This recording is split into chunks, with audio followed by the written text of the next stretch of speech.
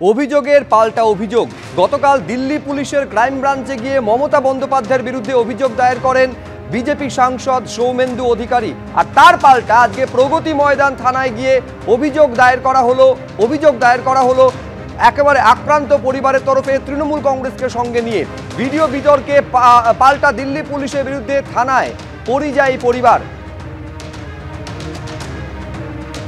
একেবারে একদিকে যখন অভিযোগ দায়ের করছেন সৌমেন্দু অধিকারী, অভিযোগ জানিয়ে রীতিমতন চিঠি দিচ্ছেন দিল্লি পুলিশের ক্রাইম ব্রাঞ্চে, পাল্টা তখন আক্রান্ত পরিবারের তরফেও দিল্লি পুলিশের বিরুদ্ধে অভিযোগ করা হচ্ছে। এর আগে আপনারা জানেন তৃণমূলের সাংবাদিক বৈঠক থেকে এই মালদার এই পরিবার যারা স্পষ্ট অভিযোগ করেন দিল্লি পুলিশের বিরুদ্ধে মারধর করা হয়েছে, 25,000 টাকা নেওয়া হয়েছে, এমনকি শিশুকে পর্যন্ত রেয়াত করা হয়নি, বাঙালি বলে বাংলাদেশি বলে দাগিয়ে দেওয়া হয়েছে।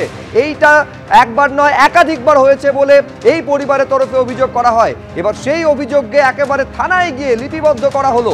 পুরো ঘটনা আমরা জানবো, কথা বলবো আমাদের প্রতিনিধি আশাবুল হোসেনের সঙ্গে। আশাবুল,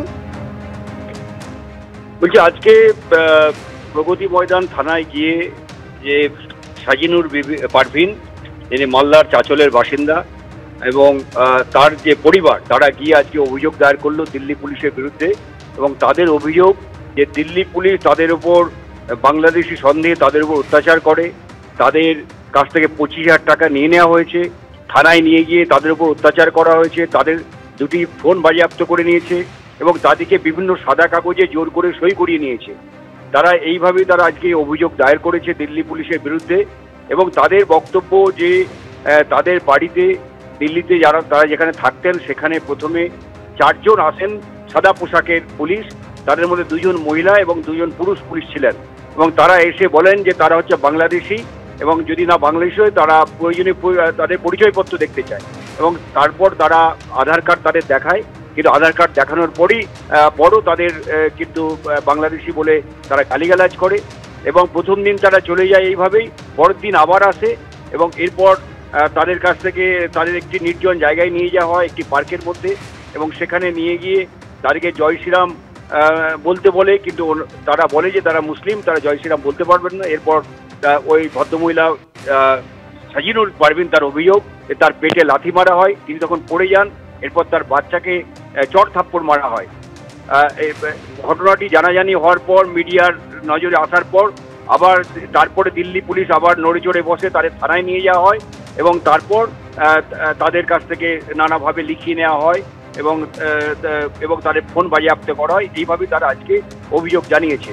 যেটা মূল বিষয় হলো যে তুমি জানো যে মুখ্যমন্ত্রী তার সমাজ মাধ্যমে তাদের ওপর যে অত্যাচার করা হয়েছিল সেই ব্যাপারে তিনি একটি পোস্ট করেছিলেন এবং যা নিয়ে যথেষ্ট হইচই পড়ে গিয়েছিল। এরপর সৌমেন্দু অধিকারী তিনি মুখ্যমন্ত্রীর বিরুদ্ধে একটা দিল্লি পুলিশে তিনি অভিযোগ দায়ের করেন যে মুখ্যমন্ত্রী মিথ্যাচার করছেন। এবং কালকে বোলপুরে মমতা বন্দ্যোপাধ্যায় তিনি একটা সভা থেকে তিনি পরিষ্কার বলেছিলেন যে কি সত্যি কি মিথ্যে সেটা কিন্তু পরিষ্কার হয়ে যাবে। আজকে এই সপরিবারে এই সাজিনুর পারভিন, তার স্বামী মুক্তার খান, তার শ্বশুর মশাই আজমল খান, তার শাশুড়ি ফরিদা বিবি সবাই আসেন এবং বলেন যে তাদের উপর তাদের নির্যাতন করা হয়েছে, তাদের উপর এবং কিভাবে নির্যাতন করা হয়েছে সংবাদ মাধ্যমের সামনে সমস্ত কিছু তাদের তুলে ধরা হয়।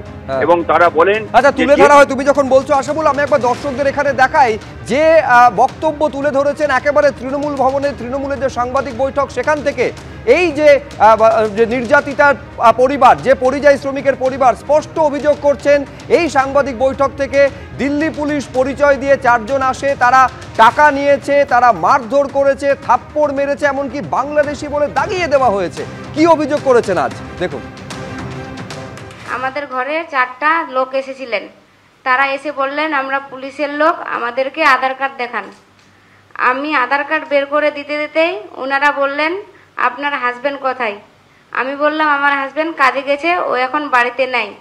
ওনারা বলল আপনারা বাংলাদেশি, আপনারা এখান থেকে পালাবার চেষ্টা করবেন না। আমি বললাম আমরা যে বাংলাদেশি না, তো আমরা কেন পালাবো? তারপরের দিন ওরা আবার 4 জন এসে, 2টা মহিলা 2টা পুরুষ এসে আবার বলল পুলিশের লোক আমরা, আমাদের সাথে আপনাকে যেতে হবে, আপনি হচ্ছেন বাংলাদেশি। আমি বললাম আমরা বাংলাদেশি না। এই কথাটা বলার পর আমাকে 2টা থাপ্পড় মেরেছিল। মারার পর বলল যখন তুমি স্বামীকে ডাকতে পারবে না তো তুমি জয় শ্রীরাম বলো, তারপর তোমাকে ছাড়া হবে। আমি বললাম আমি মুসলমান, আমি কিভাবে জয় শ্রীরাম বলবো? এই কথাটা বলার পর আমার পেটে একটা লাথি মেরেছিল। মারার পর আমার ছেলেটাকে ওরা কেড়ে নেওয়ার চেষ্টা করছিল। ওরা একদম এত ছিঁড়াছিঁড়ি করতে করতে আমার ছেলেটা উপর খেয়ে পড়ে গেছিল।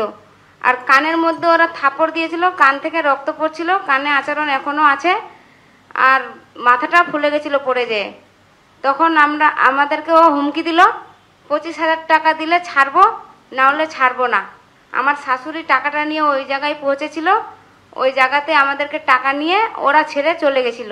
বাড়িতে যাওয়ার পর সন্ধ্যার সময় পুলিশ ঢুকে গেল। থানায় নেওয়ার পর আরও অত্যাচার শুরু করে দিল। বললো তোমরা পশ্চিমবঙ্গের লোক মানেই তো বাংলাদেশি। আর ওরা উপর থেকে হুমকি দিচ্ছিল, বললো যে আমাদেরকে মমতা এভাবে করতে বলেছে। এত ভয় দেখাচ্ছিল, এত অত্যাচার করছিল, বলার শেষ নাই। বাচ্চাগুলোকেও থাকতে দিচ্ছিল সাথে, কেড়ে কেড়ে নিয়ে চলে যাচ্ছিল।